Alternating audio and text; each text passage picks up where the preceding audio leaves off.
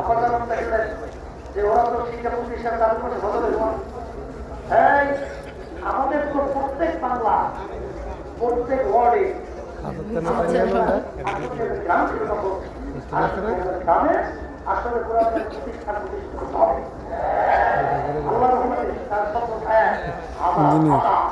প্রতিষ্ঠান হয়ে গাইবারে সেটি একজন আমার বলতে হুজুর আল্লাহ যে শিক্ষা বোর্ডের প্রতিষ্ঠান ওনার জন্য যে আল্লাহ বলে গেছে আজকে দেখলাম যদি আমাদের প্রত্যেক গ্রামে গ্রামে একটা কোরআনকারী প্রতিষ্ঠান সৃজিত হবে তাইলে কার্তিকরা আমাদের জমি দখল করা সাহস পাইত।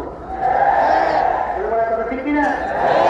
এই জন্য আমার বাচ্চাদেরকে বলবো তাহলে ভাবো তারা শুনতেছেন যে ঘুমাইয়া ঘুমাইয়া নাক চাপলে তোরে কিন্তু শব্দ শোনেন নাই ধরেন স্ত্রী বলতে আছে স্বামীকে উঠেন না ঘরে করতো আর এই বলতে আছে তোর সবাই